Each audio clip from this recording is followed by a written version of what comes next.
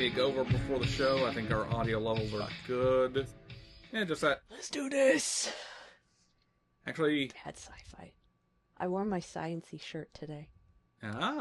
Nice. Actually, I'm just going to do a levels check with you real quick, guys. So,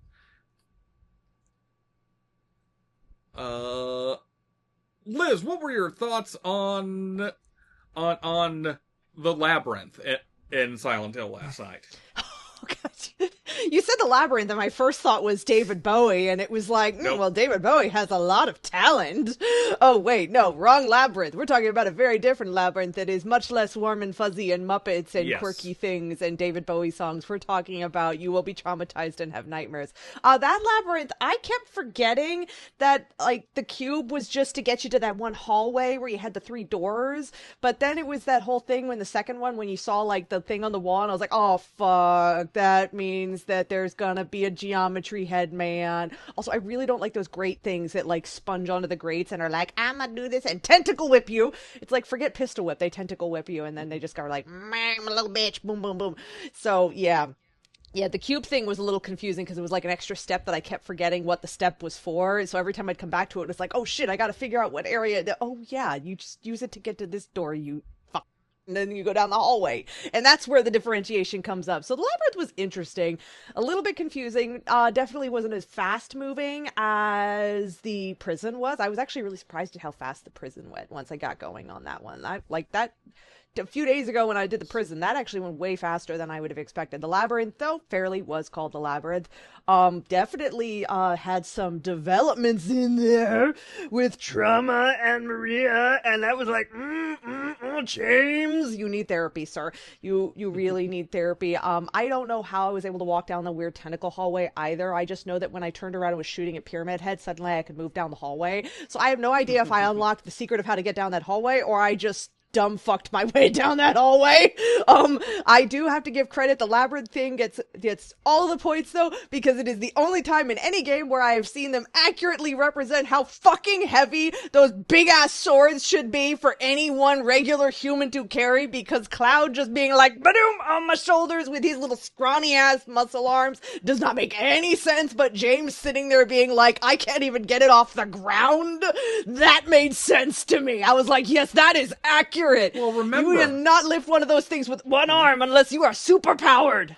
Well, remember, Cloud is super powered because he's Mako infused. That doesn't count. That's what being a soldier is. That's the entire thing about soldier. You get okay, the but it Mako. still doesn't make sense. It's over superpowering. They over superpower Cloud for the sword. Final Fantasy stretches that one. They infuse him with the life force of the planet. Come on. Come on. But that's over superpowered for what else he struggles with, because if he was that superpowered, he should be way more capable all around, but he's not. Yeah, he's not unless you're like in an actual fight. So it's called there's no consistency to the superpowering of the soldier, which means it doesn't make sense. It doesn't. Even Sephiroth shouldn't be able to take his little scrawny ass arms and pick up. Well, actually, no, Masamune he could pick up because that's more like conventional sword. But if you handed him like Cloud's Buster Sword, even Sephiroth's little scrawny ass arms would probably be like, "What is this?" And shortens at will. It's long as fuck. I mean, no one's gonna ask questions about the fact that when he puts it on his back, it's like, how the fuck do you can't get that out of a hilt if it's on your back. You can't even get that out of a hilt. You need like arms 3 times longer. He'd be like need a Final like a giraffe episode. instead of a giraffe. He'd be like, he's like a giraffe. He'd actually have to have like be like a giraffe instead of it's a long ass neck. Did you just say he's arms. like a giraffe? It's like a giraffe, but instead of the neck, it's the arms. So he's kind of like that squiggly. Oh, he's like Gonzo in that part of Muppet Treasure Island when he stretches out his arms, and then his arms are like, ooh, goodly, goodly, goodly. Okay, this is becoming a short. I'm glad we're recording this. Yay! Also, I'm glad, especially we're recording this into Audacity, because I'm missing like an eighth of the things you're saying as you go way up. Okay, Dave. Well, I think we've concluded my levels test. Okay, Dave, have you played anything lately?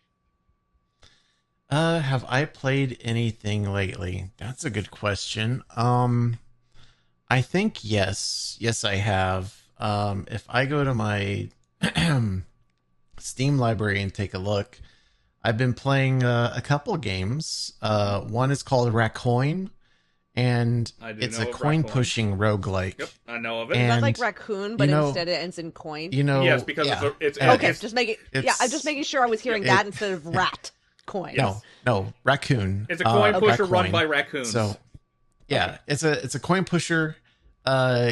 You know the coin pushing game. Oh yeah, right? like when I was a little kid, they had them all the time at Chuck E. Cheese. Yeah, and so what will happen is Devious motherfucking game. Each character that you can play has like different functions and capabilities and stuff that influence the game, but also things like the power-ups that you get, the prizes that you get, the coins that you purchase, and like coins in hand influence how well you do in the game. It's a really well done roguelike, but I think it relies a little more on luck than something like Balatro. Which is in my opinion, I think it takes away a little bit of it from it, but it's not bad. The other one that I've been playing recently, because it can mostly go in the background, is called Scritchy Scratchy. It's a scratch off game that's kind of an idler game. Obviously you start by having to scratch offs with your mouse, but you can get things that like give you new powers where you can automate things until it just automates itself. It's intended to be a shorter game, so it's got like small bits and pieces, but it's not too heavy on what it demands from you as far as... I like that both of the things that you're playing are gambling. Yeah. Weirdly enough, I've been into the idea of gambling insofar as like rolling dice, flipping cards, pushing coins, like the sound effects and weirdly enough, like the blockiness of the shapes of the items that are involved in the whole thing are what pull me in. Dave's casino arc begins here. Those things are very satisfying to me, you know. And I don't know why that is, but they are. Well, you're hitting on, I think, part of why gambling actually, like actual casinos and gambling, appeals to people. Yes. There's a very Yeah. deeply dopamine. Yeah. I've also tried some others like Clover Pit, which is the slot machine roguelike. I didn't really get too into it. It kind of, I don't know, it feels a little awkward to me. Yeah, Clover Pit, or I have not maybe- heard particularly fond things about from people who've played it. So are like, well, that's definitely a casino simulator. Not much there to be interesting, but sure. Like, I see the bits and pieces of stuff that would be like a roguelike involved with it, but like it itself does not really draw me in. Like it feels like it's too hard in a weird way. And I know that I'm talking about roguelikes, and some can be particularly difficult, but I think that there's a point where it's too difficult. And I think Clover Pit is difficult for the sake of being difficult rather than difficult is like part of the charm and draw to it. Like even say Dark Souls, I can see, you know, it's not a game for me, but I can see appeal to it, and I can see a certain charm in the difficulty. Like it's kind of the way that it functions. But with Clover Pit, it just feels like you don't have much control over anything.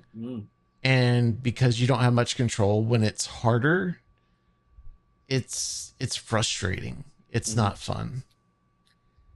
Okay. On the subject of gambling, I think you two know what I've been playing the past couple days. It's like, I mean, you said marathon. yeah, That's all it's I like know. it's like every life is a gamble when you're running illicit raids into a abandoned colony, taking back what was abandoned down there, while the Space UN says we'll shoot you if we see you on sight. I don't know what I'm doing here. Doing a silly Alright, I'm voice that confused doesn't too, even fit so- with the game. My bodies are woven by moth worms. I will say I agree. I'm just gonna go, okay. That's nice. Dave, you would probably love the atmosphere of this shit. It's like a weird Metroid-esque quality to this whole thing. Okay. I've been putting a lot of Metroidvanias on my wish list on Steam because I want to get more into them. It's definitely not a Metroidvania because it doesn't function in that way, but like it's Metroid-like in the way that the maps and everything are very much, or like, it's so much atmosphere. There's the only things down there are you, potentially other runners, and there's not going to be that many other runners on the map typically at the same time, and the automated UESC killbots, who, as the name imply, tried to kill you on sight because you're not supposed to be illegally raiding these abandoned settlements. And it's like, it's just so much of, like, the wildlife there. I fucking hate the ticks. There are these giant fucking ticks that, when they see you, they chase after you, and then they explode at you. I don't understand that life cycle, but that's what they do. And it's like, you just see all of this, like, colonization, industrial future bullshit strewn around everywhere, just left in place, abandoned, like everybody got fucking raptured out of the blue one day. Oh, it's I had a sour taste in my mouth because, like, the balance in the beta, the server slam was bad. It's like I died constantly and accomplished nothing, but like the final release version is so much better balanced, and I am absorbing this whole thing. It's the opposite of the topic we're recording today, which, let's get into that now then. I was gonna say, not to interrupt, but let's get this show on the road, So, let's do the count. We're recording. Yep, we are recording. So we will begin our episode in 5, 4, 3, 2, 1. Fade in. The Confabulators is hosted by Liz Strauss and David Bockenkamp.